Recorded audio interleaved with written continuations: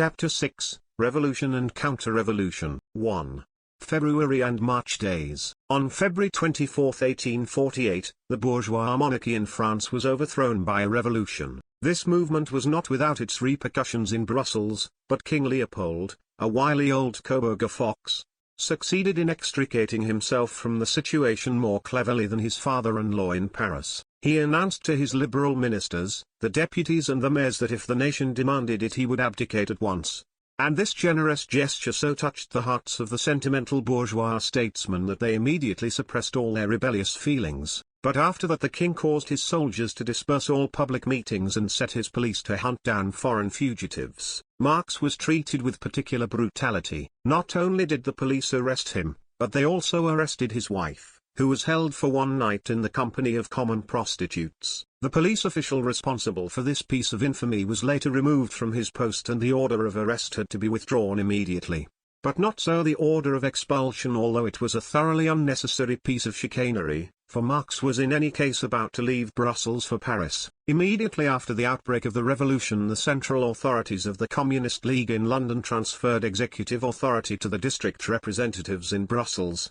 But in view of the situation in Brussels, which was practically under martial law, the latter handed on this authority to Marx together with instructions to form a new central leadership in Paris, to which he had been recalled by a letter signed by Flocon on behalf of the provisional government, an incident which greatly honored him. On March 6 he once again had an opportunity of putting his superior understanding of the political situation to good account when at a big meeting of German fugitives living in Paris he energetically opposed an adventurous plan to invade Germany by armed force in order to revolutionize the country. This plan had been hatched out by the dubious Bornstedt, who had unfortunately succeeded in winning Howe for it. Bakunin was also in favor of the plan, though he later regretted having given it his support. The provisional government was also prepared to support the plan, but less from any real revolutionary enthusiasm than with the arrière-pensée that in view of the prevailing unemployment it would be an excellent thing to get rid of many foreign-born workers. It placed barracks at the disposal of the revolutionaries and made them a daily grant of 50 centimes per man for the march to the frontier.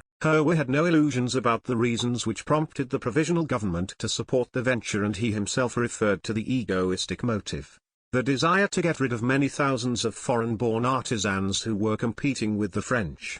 But his lack of political vision caused him to pursue the adventure to its pitiful end near Niederdossenbach. Whilst Marx energetically opposed this revolutionary foolery, which, with the victory of the revolution in Vienna on March 13 and in Berlin on March 18 had lost any justification it might have had, he was busily engaged in forging the weapons to further the German Revolution effectively, a task on which the Communists had concentrated their main attention. In accordance with his instructions he formed a new central leadership in Paris, consisting of himself, Engels and Wolff from Brussels, and Bauer, Moll and Schapper from London. This new body then issued an appeal containing 17 demands in the interests of the German proletariat, the petty bourgeoisie and the peasantry, including a demand that Germany should be proclaimed a republic, one and indivisible, and further demands for the arming of the people, the nationalization of the princely and other feudal estates, of the mines and of the transport system, the establishment of national workshops, and the introduction of a general system of compulsory education at state cost, etc. Naturally,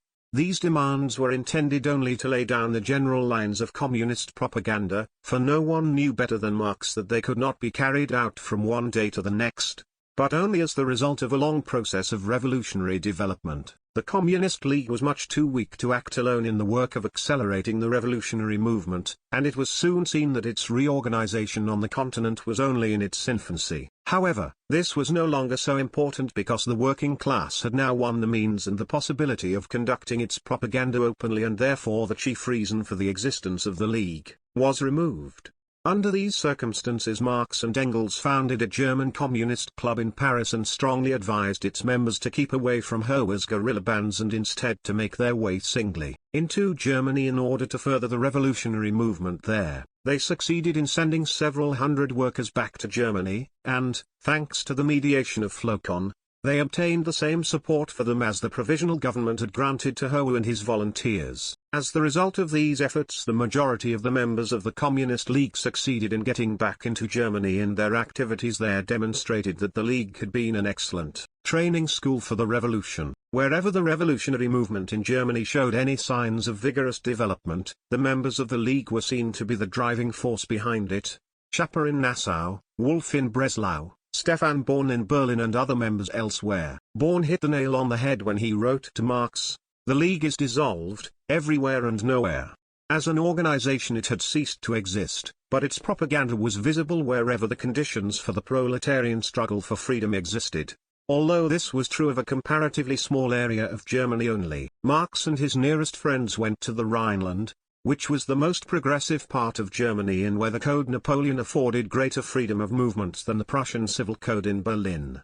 And there they succeeded in securing the lead in preparations which were being made in Cologne by democratic and, in part, communist elements to found a newspaper. However, things were not by any means all plain sailing, and Engels in particular suffered the disappointment of discovering that communism in the Wuppertal was not even a reality, much less a power in the land, and that since the revolution had begun to show real signs of life, Wuppertal communism was nothing but a faint shadow of the past. Writing to Marx, who was in Cologne, he declared in a letter of the 25th of April from Barmen, "It is damned little use reckoning on any shares here, they all avoid any discussion of social questions like the plague.